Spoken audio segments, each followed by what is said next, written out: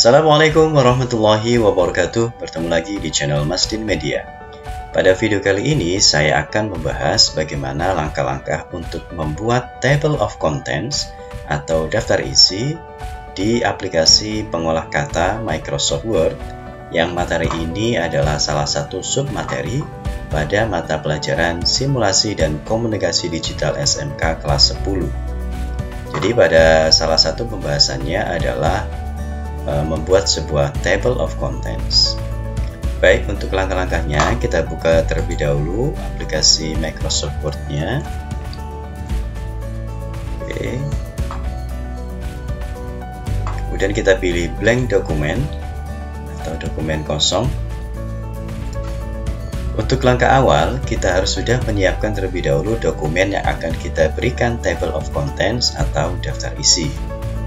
Jadi misalnya kita rancang terlebih dahulu isi dari dokumen kita adalah sebagai berikut.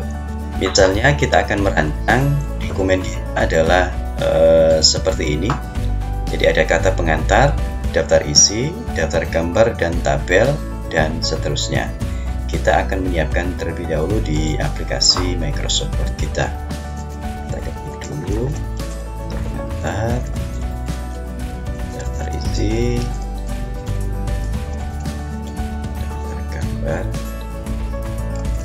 tabel, kemudian bab 1 pendahuluan, bab 2 menggali dan komunikasikan ide,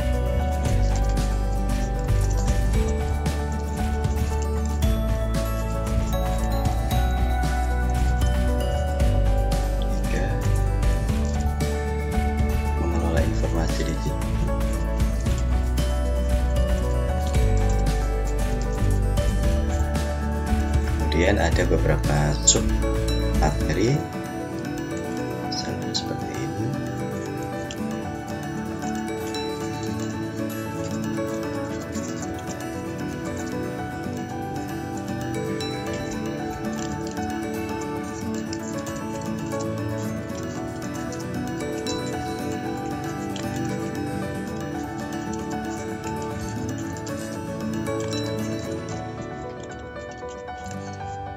Kemudian ada beberapa submateri pada masing-masing materi pengelolaan informasi digital ini, misalnya pengenalan interface. Kemudian di sini ada font dan paragraf, misalnya seperti ini. Dan ini kita buat dengan format yang lain, penomorannya, kemudian dia lebih masuk ke dalam karena merupakan submateri. Kemudian untuk pemanfaatan aplikasi pengolah angka juga kita perlukan beberapa submateri, misalnya pengenalan interface dan fungsi dan formula, misalnya seperti ini. Kemudian ini juga kita buat 1, 2, 3 dan sedikit menjorok ke kanan. Kemudian untuk yang pemanfaatan aplikasi pengolah presentasi, juga ada materi pengenalan interface dan transisi dan animasi, misalnya seperti ini. Kemudian ini juga kita setting menjadi 1, 2, 3 dan sedikit menjorok ke kanan. Oke, jadi susunannya nanti seperti ini kurang lebih. Nah, kemudian langkah selanjutnya supaya kita bisa membuat daftar isi secara otomatis, kita bisa men-setting terlebih dahulu bahwa untuk judul yang seperti ini kita nanti akan memberikan sebuah style, yaitu heading 1. Kemudian untuk judul yang seperti ini, ya, yang seperti ini, yang ABC, kita akan memberikan style yaitu heading 2. Kemudian untuk yang submateri yang paling bawah levelnya adalah kita berikan heading 3. Jadi seperti itu nanti susunannya. Jadi yang pertama kita blok terlebih dahulu judul-judul yang termasuk pada style heading 1. Kita bisa pilih heading 1. Ingat ini ada di tab home ya. Kita pilih heading 1. Kemudian jika ingin mengubah tampilan atau stylenya, kita bisa klik kanan, kemudian kita modify. Kita bisa menentukan beberapa format di sini, misalnya jenis hurufnya kita pilih Times New Roman. Kemudian untuk ukuran fontnya kita pilih 14. Apakah tebal atau tidak kita bisa tentukan di sini, misalnya tebal. Kemudian warnanya kita pilih hitam. Dan biasanya ini ada di tengah ya. Oke, kita pilih tengah, kemudian kita klik Oke. Ya, seperti ini. Kemudian untuk yang level berikutnya, yang level 2 misalnya, kita akan menggunakan heading 2 dengan kita modify terlebih dahulu. Dia jenis hurufnya Times New Roman, ukurannya 12, kemudian tebal, warnanya hitam, kemudian dia tetap berada di rata kiri ya. Kita klik OK. Nah, seperti ini. Jadi untuk yang pemanfaatan aplikasi pengolah angka dan aplikasi pengolah presentasi, kita juga buat sama seperti ini. Untuk langkah cepatnya, ini bisa kita arahkan kursornya berada di sini, kemudian kita pilih format painter dan kita sambungkan pada format yang kita ingin copy. Masuk ini lagi, kita harus mensambungkan ke sini. Ya. Jadi untuk level yang kedua ini menggunakan heading 2 ya, kita bisa perhatikan ini juga sudah tersetting heading 2. Sedangkan untuk yang terakhir, untuk yang level 3 ini kita blok terlebih dahulu. Misalnya kita pilih heading 3, kemudian kita modify juga, kita pilih Times New Roman, ukurannya 12, kemudian tebal, kemudian warnanya hitam dan rata kiri. Oke. Kemudian untuk yang berada pada aplikasi pengolah angka, kita bisa mengcopy format yang ada di sini. Caranya cukup mudah, bisa kita pilih format painter dengan syarat kursornya berada di sini terlebih dahulu. Kita pilih format painter, kemudian kita sambungkan kedua baris ini dengan cara yang sama. Ya, seperti ini.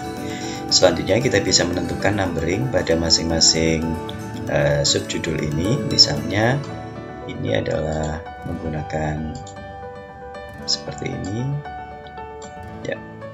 Kemudian kita bisa copy painter saja langsung ke ini, kemudian copy painter lagi ke sini. Kemudian untuk yang ini kita akan menggunakan penomoran 1, 2, 3. Kita bisa langsung format painter, kita sambungkan kedua baris. Cuman di sini nomornya langsung otomatis 34. Ini kita bisa ubah dengan cara klik kanan, restart at 1 seperti ini. Kemudian kita bisa format painter lagi yang ada di sini. Ini juga kita ubah dulu angkanya, klik kanan, restart at 1. Oke, jadi ini adalah penentuan format penulisan pada masing-masing judul yang nanti akan kita masukkan ke table of content. Supaya ada isinya, kita isi saja dengan teks bla bla bla seperti ini, hanya untuk memudahkan saja. Jadi jika kita membuat dokumen yang sebenarnya, tentu saja ini kita isi dengan isi yang sebenarnya. Oke, kita copy paste saja seperti ini. Ya, oke, seperti ini kita bisa mengcopy lebih banyak lagi supaya seperti ini. Misalnya ada 2 paragraf daftar pengantar.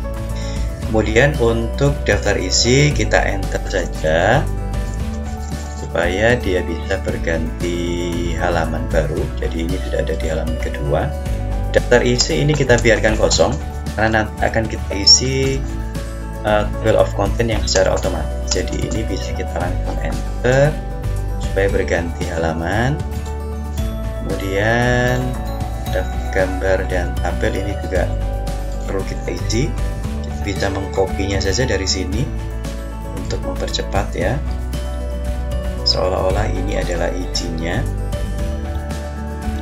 Oke, kita pastekan di sini ya. Ini adalah isi dari daftar gambar dan tabel. Oke, pendahuluan juga seperti itu, kita enter supaya berganti halaman.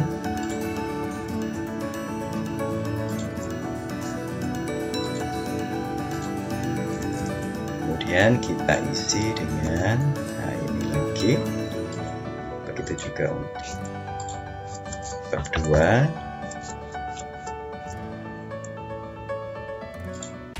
Dan kita isi dengan ini.